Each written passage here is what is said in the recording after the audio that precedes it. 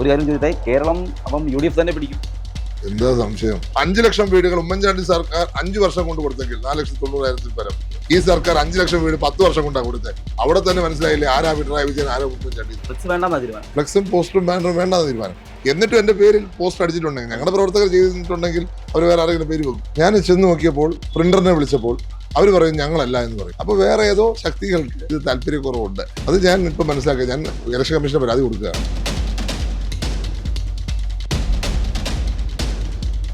നമസ്കാരം.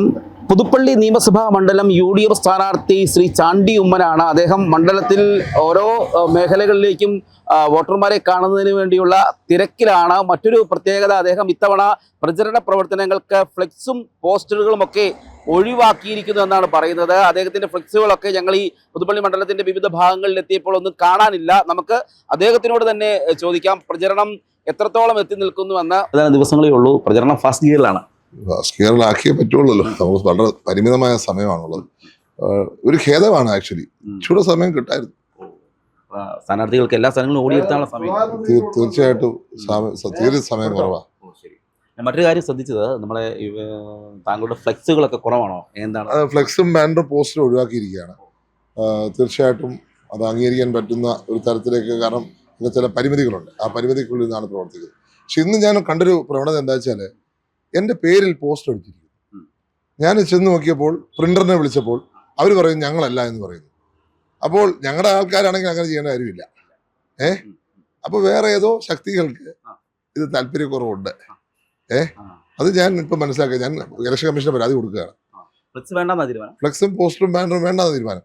എന്നിട്ടും എന്റെ പേരിൽ പോസ്റ്റർ അടിച്ചിട്ടുണ്ടെങ്കിൽ, ഞങ്ങളുടെ പ്രവർത്തകർ ചെയ്തിട്ടുണ്ടെങ്കിൽ അവർ വേറെ ആരെങ്കിലും പേര് വെക്കും. എല്ലാ മണ്ഡലത്തിലും ഓടി എത്തിയപ്പോൾ എന്താണ് പ്രതികരണം? അല്ല, പോസിറ്റീവാണ്. ജനങ്ങൾ പൊതുവെ, കാരണം 2.5 വർഷത്തെ പ്രവർത്തനം മാത്രമല്ലല്ലോ, ഇവിടെ ഒരു ബേസ് കിടക്കുകയാണ്. Indian institute of mass communication, അതുപോലെ തന്നെ RIT, നമ്മുടെ കോവിഡ് കാലത്ത് നമ്മളെ സഹായിച്ച വൈറോളജി ഇൻസ്റ്റിറ്റ്യൂട്ട് അടക്കമുള്ള Indian institute of film institute, അങ്ങനെ മികച്ച 4 സ്ഥാപനങ്ങൾ, ദേശീയ തലത്തിൽ 4 സ്ഥാപനം. കേരളത്തിൽ ഒരു മണ്ഡലത്തിലും കാണത്തില്ല ഇത്രയും സ്ഥാപനങ്ങൾ. പിന്നെ ഡയറ്റ് ഉണ്ട്, അസാപ്പ് ഉണ്ട്, എന്താ പറയുക, സർവശിക്ഷ അഭിയാനിന്റെ സെന്റർ ഉണ്ട്.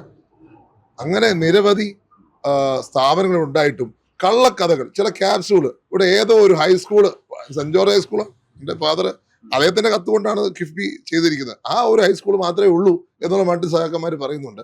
അവരോട് പിന്നെ വായിച്ചിരിക്കാൻ വേദോതാൻ പറ്റത്തില്ലല്ലോ.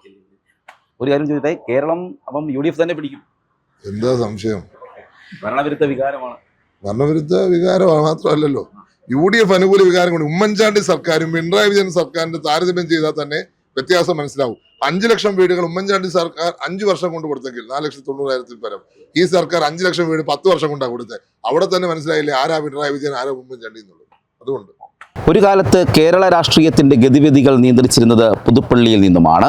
ഉമ്മൻചാണ്ടിയുടെ മരണശേഷം നടക്കുന്ന ആദ്യ നിയമസഭാ തെരഞ്ഞെടുപ്പാണ് ഇത്. LDF സ്ഥാനാർത്ഥിയായി KM രാധാകൃഷ്ണനാണ് രംഗത്തുള്ളത്. NDA സ്ഥാനാർത്ഥിയെ ഇന്ന് വൈകുന്നേരത്തോടെ പ്രഖ്യാപിക്കുമെന്നാണ് നേതൃത്വം അറിയിച്ചിരിക്കുന്നത്. ഏതായാലും ഇത്തവണത്തെ പ്രചരണ പരിപാടിയിൽ ഫ്ലെക്സ് ബോർഡുകളും പോസ്റ്ററുകളും ഒഴിവാക്കുമെന്നാണ് ചാണ്ടി ഉമ്മൻ അറിയിച്ചിരിക്കുന്നത്. അത് സാധാരണക്കാരുടെ ക്ഷേമ പ്രവർത്തനത്തിന് വേണ്ടി ആ തുക മാറ്റിവെക്കുന്നതിനാണ് അദ്ദേഹത്തിൻ്റെ തീരുമാനം. കേരളം UDF ഭരിക്കുമെന്ന ആത്മവിശ്വാസത്തോടെയാണ് ചാണ്ടി ഉമ്മൻ തെരഞ്ഞെടുപ്പ് രംഗത്ത് സജീവമായിട്ടുള്ളത്. Cameraman ജിതിനൊപ്പം CR Sam, Marunadan Malayali, Kottayam.